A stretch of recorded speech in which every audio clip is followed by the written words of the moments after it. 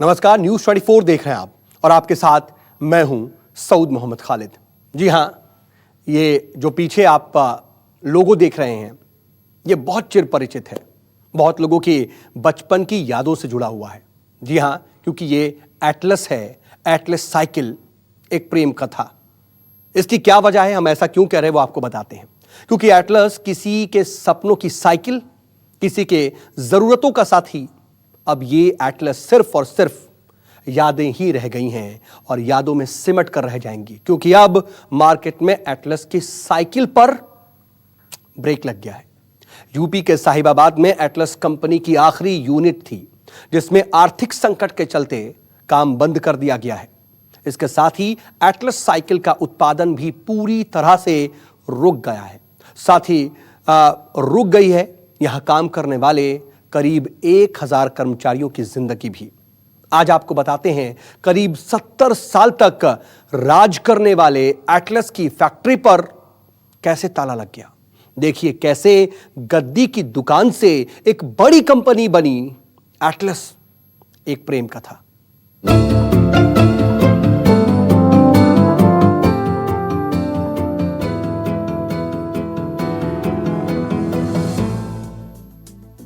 कहते हैं आजाद हिंदुस्तान से पहले साइकिल रईसी की पहचान होती थी। 70 और 80 के शुरुआती दिनों में भी जिसके पास साइकिल हो उसको ठीक ठाक समझा जाता था और जिसके बच्चों के पास भी हो उसको भी रईसों की फहरिस्त में शामिल किया जाता था। यह है एटलस, हम सबकी यादों की साइकिल, जो अब बंद हो चुकी है। करीब 70 साल तक साइकिल इंडस्ट्री में राज करने वाली एटलस अब मार्केट से गायब हो जाएगी। एक समय में सपनों की साइकिल रही एटलस की शुरुआत कुछ आसान नहीं थी। भारत को आजाद हुए चंद साल ही गुजरे थे। देश खुद को अर्थव्यवस्था की पटरी पर चलाने के लिए नीतियां बना रहा था। देश में चारों ओर विकास की दरकार थी। उस समय कच्चे रास्ते थे। गांवों से शहरों की ओर पलायन के लिए लोग पैदल, बैलगाड़ी और घोड़ा गाड़ी के जरिए अपनी मंजिल तय किया करते थे। घोड़ा गाड़ी भी बड़े घरानों के पास हुआ करती थी। उस समय 1951 में एटलस की शुरुआत जानकी दास कपूर ने की थी। एक टीन शेड से शुरू हुई ये फैक्ट्री महज 12 महीनों में ही 25 एकड़ के फैक्ट्री कॉम्प्लेक्स में तब्दील हो गई। ऑपरेशन शुरू होने के पहले साल ही एटलस ने 12,000 साइकिल बेचकर एक नया इतिहास बनाया। साल 1958 में कंपनी ने विदेश में अपना पहला एक्सपोर्ट किया था। एटलस साइकिल के पहिए रुके तो यहाँ पर काम करने वाले मजदूरों की जिंदगी के पहिए भी रुक से गए हैं। उनको समझ नहीं आ रहा है कि जिसके लिए उन्होंने 30 साल दिए, जिस नौकरी के लिए उन्होंने इतनी जद्दोजहद करी, लगभग पूरी उम्र निकाल दी, ऐसे में अब साइकिल के रुकने के बाद, साइकिल के पहियों पर ब्रेक लगने के बाद ऐसा उनको महसूस हो रहा है कि मानो उनकी जिंदगी के पहिए पर भी ब्रेक लग गया है। साल 1965 में एटलस देश की सबसे बड़ी साइकिल निर्माता कंपनी बनी। तब से लेकर अब तक कंपनी ने पीछे मुड़कर नहीं देखा। शुरुआत में एटलस ने गोल्ड लाइन देश को मुहैया कराई। वो 50 से 80 का दौर था। इस साइकिल की मांग दिन प्रतिदिन बढ़ती गई, लेकिन जैसे जैसे समय बदलता गया लोगों की जरूरतें भी बदलती गईं। एटलस भी अपने ग्राहकों की जरूरतों के हिसाब से उनको उत्पाद मुहैया कराने के लिए प्रतिबद्ध हो गई। धीरे धीरे मोटरसाइकिल का दौर आ चुका था। एटलस ने मार्केट में चेंज लाने के लिए ब्लैक साइकिल की शुरुआत की। लोगों को ब्लैक साइकिल काफी पसंद आई।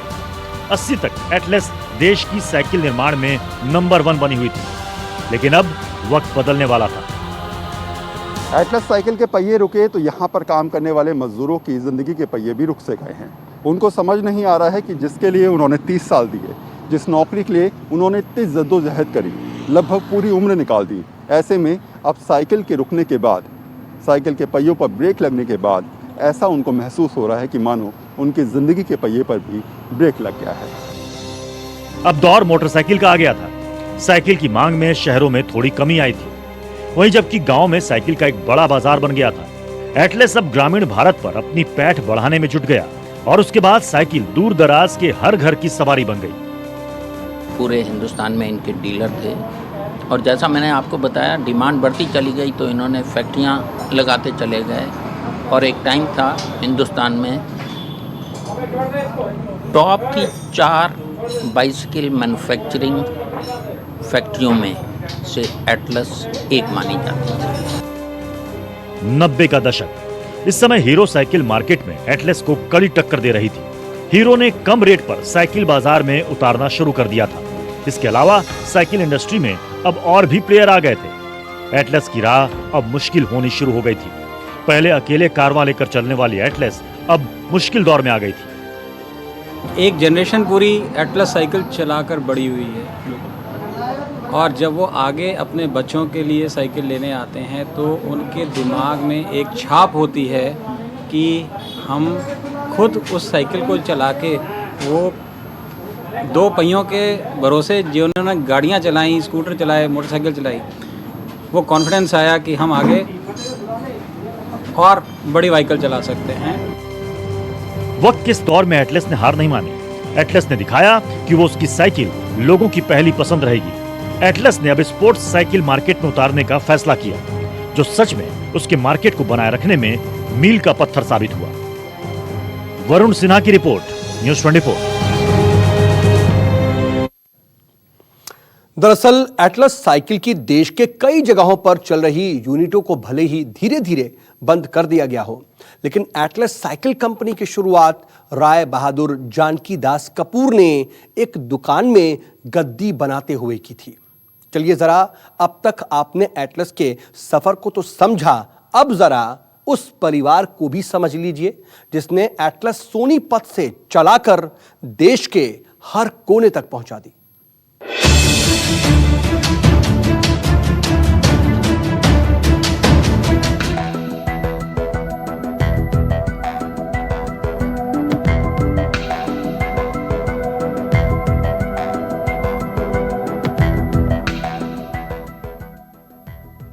बात साल 1951 की है। आज से लगभग 70 साल पहले राय बहादुर जानकी दास कपूर को देश की आजादी के बाद 25 एकड़ जमीन मिली। 25 एकड़ जमीन मिली तो साइकिल की गद्दी बनाते हुए उन्होंने छोटी फैक्ट्री शुरू कर दी। कंपनी के संस्थापक राय बहादुर जानकी दास कपूर सन 1951 से पहले तक एक दुकान में साइकिल की गद्दी बनाते थे। उनको आजादी के बाद सोनीपत में 25 एकड़ जमीन मिली थी, जिस पर जानकी दास कपूर ने साइकिल बनाने की छोटी फैक्ट्री लगाई। जानकी दास खुद साइकिल बनाना जानते थे, इसीलिए उनको साइकिल की फैक्ट्री लगाने पर कामयाबी मिलती चली गई। इस बीच ही जानकी दास कपूर का 1967 में निधन हो गया, लेकिन उनके तीनों बेटों बिशंबर दास कपूर, जयदेव कपूर और जगदीश कपूर ने मिलकर फैक्ट्री को संभालना शुरू कर दिया। फैक्ट्री की पूरी जिम्मेदारी बिशंबर दास उठाते रहे और जयदेव और जगदीश उनका साथ देते रहे। एटलस का 1967 के बाद का दौर ऊंचाइयों को छूने वाला रहा और एटलस के मुख्य यूनिट के साथ ही सोनीपत में कई दूसरी यूनिटें भी शुरू हुई। जानकी दास जी कपूर अपने आप में एक नाम था। आगे उनके 3 सुपुत्र थे। उन्होंने बाइसिकल इंडस्ट्री को जी जान से, पूरी मेहनत से आगे बढ़ाया और उसके बाद 3rd जनरेशन आ गई। उन्होंने भी काफ़ी मेहनत की और मार्केट शेयर को मेंटेन करने की कोशिश की। इसके बाद सोनीपत से धीरे धीरे लुधियाना, साहिबाबाद, मालनपुर और गुरुग्राम में कई अन्य यूनिटें शुरू कर दी गई। एटलस का दायरा बढ़ने के बाद भी बैलेंस शीट एक ही रही और तीनों भाई मिलकर फैक्ट्रियों को संभालते रहे। जहां बिशंबर दास सोनीपत के मुख्य यूनिट और लुधियाना की यूनिट संभालते थे, वहीं जयदेव कपूर सोनीपत की मिल्टन फैक्ट्री और साहिबाबाद की यूनिट को संभालते थे। इसी तरह जगदीश कपूर रसोई गांव की ऑटो फैक्ट्री, मालनपुर की यूनिट व गुरुग्राम की एटलस ट्यूब की जिम्मेदारी निभाते रहे। इन तीनों ने एक साथ मिलकर काम किया और एटलस विदेश तक पहुंच गई। एटलस की पूरी जिम्मेदारी उठाने वाले बिशंबर दास कपूर का 2000 में निधन हो गया और उसके बाद से ही एटलस का कुप्रबंधन शुरू हो गया, जिससे हालात बिगड़ते चले गए। इसके 3 साल बाद ही मुख्य यूनिट को धीरे धीरे समेटना शुरू कर दिया गया। एटलस साइकिल के पहियों पर ब्रेक लगा तो मानो यहाँ पर काम करने वाले मजदूरों की ज़िंदगी पर भी ब्रेक सा लग गया। हालात ऐसे हो गए कि लगा 30 साल की नौकरी कैसे 1 मिनट में चली गई। ये लगा कि आखिर इतनी जद्दोजहद जो ज़िंदगी को आगे बढ़ाने के लिए की थी, अब वो कैसे बढ़ पाएगी। लेकिन साइकिल का पहिया रुक सा गया है तो इनको लग रहा है कि मानो इनकी ज़िंदगी का पहिया भी अब रुक गया है और उसको चलाने वाला अब इनको कोई उम्मीद सी नज़र नहीं आ रही है। बिशंबर दास के बाद उनके बेटे अरुण कपूर, राजीव कपूर और विक्रम कपूर ने सोनीपत की यूनिट को संभालना शुरू किया था, लेकिन उसके कुछ साल बाद ही विक्रम कपूर के बेटे अंगद कपूर ने बाद में यहां बैठना शुरू कर दिया। हर किसी के जीवन की पहली सवारी होती है साइकिल। जब वो पैरों पे चलना सीखता है तो उसके बाद लगता है कि जब उसको सवारी चाहिए तो बच्चे को माँ बाप और बड़ों को उनके माँ बाप साइकिल ला कर देते हैं, ये सोचकर कि अब बच्चा बड़ा हो गया है, साइकिल चलाएगा तो कहीं ना कहीं ज़िंदगी में बैलेंस करना सीखेगा। और ये साइकिल सिखाती भी है आपको बैलेंस करना। ये समझाती है कि ज़िंदगी में चाहे कैसे भी हालात आए, चाहे कैसा भी वक्त आए, लेकिन आपको बैलेंस बना के रखना है। वहीं जयदेव कपूर के बेटों गिरीश व गौतम और जगदीश के बेटों संजय कपूर, सलील कपूर व अजय कपूर भी अपने हिस्से की यूनिट को संभालते रहे। इन सभी की बैलेंस शीट एक ही रही और उसका ही असर सभी यूनिट पर पड़ता रहा। एक यूनिट में घाटा हुआ तो अन्य यूनिट तक उसका असर पहुंचा, जबकि कुप्रबंधन का सबसे ज्यादा असर यूनिटों पर पड़ रहा था और उसमें सुधार नहीं हुआ तो हालात लगातार बिगड़ते चले गए।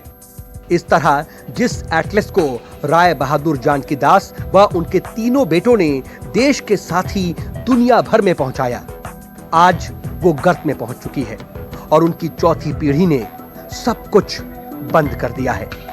वरुण सिन्हा की रिपोर्ट, न्यूज़ 24। जी हां, एटलस की साहिबाबाद की फैक्ट्री अब बंद हो चुकी है। इसके बंद होने के साथ अब एटलस साइकिल पर हमेशा के लिए ब्रेक लग गए। यहां पर 1000 से ज्यादा लोग रोज एटलस चलाकर इस फैक्ट्री में आते थे, पर अब सब खत्म। ना नौकरी बची, ना खाने के पैसे।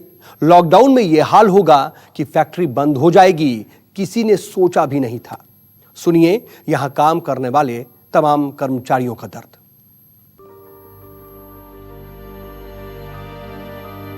चेहरे कई बार तस्वीर की हकीकत बयां कर देते हैं। एटलस ने 1989 में इस फैक्ट्री को शुरू किया था। हर महीने करीब 2 लाख से ज्यादा साइकिल यहां पर बनती थी, पर अब यूनिट बंद तो सब खत्म। फूल सिंह 59 साल के हो चुके हैं। दिसंबर में रिटायर होना था, पर उससे पहले नौकरी चली गई। 4 बच्चे हैं, 2 की शादी करनी है। अब पेंशन मिलेगी या नहीं पता नहीं, कंपनी क्या देगी इसका भी नहीं पता। 58 साल की एज के बाद कौन नौकरी देता है। कहीं आधार कार्ड पहले मांगते हैं तो फिर आधार कार्ड देगा तो भाई हमारे पास काम ही नहीं है। तो ऐसे हम लोग तो बिल्कुल रोड पे आ गए हैं इस हिसाब से। और यहाँ का माहौल ये कुछ ऐसा हो गया है कि समझ में नहीं आ रहा है। परिवार में कौन कौन है? परिवार में 4 बहुएँ हैं, एक बेटी है, मियाँ बीबी हम हैं। तो अभी चारों बच्चे नौकरी कर रहे हैं या अभी उनकी भी स्थिति ऐसी है? नहीं, खेती बाती करते हैं, बस गुजर बसर थोड़ा बहुत हो जाए तो हो जाए। बस ऐसे। मेन मुद्दा आपका कमाने का था, हाँ, जो अब इस उम्र में चला गया। वो चला गया। द्वारका प्रसाद भी फैक्ट्री के शुरुआती वर्कर्स में से एक है। फैक्ट्री में 10 साइकिल से 2 लाख साइकिल का उत्पादन इन्होंने होते हुए अपनी आंखों से देखा है। कहते हैं साहब उम्मीद नहीं थी कि बंद हो जाएगी, पर आगे क्या होगा पता नहीं। जो दिन पीछे बढ़िया था वो उससे बुरे दिन अब आ गए। अब न इधर के हुए न उधर के हुए। इस उम्र में कहीं जा भी नहीं सकते, नौकरी भी नहीं मिल सकती है। अब 50-55 साल की एज में क्या जाएंगे? 4 साल 5 साल की नौकरी रह गई, लास्ट में चाहते जाते ये स्थिति आ गई। यहाँ पर मौजूद सभी लोग अब भी ये उम्मीद लगाए हुए हैं। उनको लग रहा है कि ये फैक्ट्री कैसे बंद हो सकती है। कल तक तो सब ठीक था, अचानक अब कैसे और क्यों बंद हुई किसी को कुछ पता नहीं है। कि हम लोगों की हालत तो वैसे भी बहुत ख़राब है। अब मजबूरी है कि क्या करें, अब यहाँ पड़े हैं और जो हम उधार ले लेके खा रहे हैं किसी से। अब यहाँ अभी मई की भी तनख्वाह नहीं मिली है कि उम्मीद थी कि मई में कुछ मिलेगा, वो भी कुछ नहीं मिला है। और प्रशासन भी कोई हमारी तरफ से कोई सुनवाई नहीं है। फैक्ट्री पर नोटिस इस बात का सबूत है कि अब सब खत्म सा है, उम्मीद कोई ना रखे। जिंदगी हर बार सितम करना ज़रूरी तो नहीं, कि वो बार बार मेरा इम्तिहान लेता है। शायद यही वजह है कि इस बार ये तमाम मज़दूर इस बात से परेशान भी हैं, हैरान भी हैं और दिक्कत में भी हैं कि पहले लॉकडाउन का कहर झेला, उसके बाद नौकरी चली गई, अब पैसा भी नहीं है, घर में रोटी के हिसाब किताब भी नहीं है और अब उम्मीद भी कोई नहीं बची कि शायद कोई सहारा देगा। उम्मीद सिर्फ इतनी है कि हो सकता है कि जिसने 30 साल तक पाला, जिसने सब कुछ दिया, हो सकता है कि शायद दोबारा से ये गेट खुल जाए और इनकी नौकरी फिर से बच जाए। हालांकि फैक्ट्री बंद होने की स्थिति के बारे में जब हमने हालात को जानने के लिए एटलस के प्रबंधन से बात करने की कोशिश की तो हमको कोई जवाब नहीं मिल पाया। एटलस के ताज़ा हालात को लेकर जब हमने एटलस के मालिकों और प्रबंधन से बात करने की कोशिश करी तो कोई संतुष्ट करने वाला जवाब नहीं मिला। हालांकि अभी भी लगातार सोर्सेस और प्रबंधन के करीबी लोग ये कह रहे हैं कि फैक्ट्री चालू करने को लेकर प्रबंधन लगातार लगा हुआ है। उसकी सोच ये है कि कुछ भी हो जाए, फैक्ट्री इतनी आसानी से बंद ना हो, लेकिन हालात और परिस्थितियां शायद उसके वश में इस समय नहीं है, इसलिए लगातार चुप्पी साधे हुए प्रबंधन नजर आ रहा है। ये लोग इस बात को समझ भी रहे हैं और जान भी रहे हैं कि कंपनी के गेट पर शोर मचाने से ना आवाज सरकार तक जाएगी और ना कोई सुनवाई होगी, बल्कि इस तपती धूप में खुद को परेशान करने से अब कोई फायदा नहीं है। लेकिन कहते हैं उम्मीद है तो रास्तों की तलाश फिर से शुरू करने का हौसला भी है। वरुण सिन्हा, न्यूज़ 24। नमस्कार, मैं हूं मानक गुप्ता। अगर आपको हमारा ये वीडियो पसंद आया हो तो इसे लाइक और शेयर जरूर करें और हाँ, हमें सब्सक्राइब और फॉलो करना ना भूलें ताकि आप देश और दुनिया की कोई खबर मिस ना करें। तो जुड़े रहिए हमारे साथ और देखते रहिए न्यूज़ 24।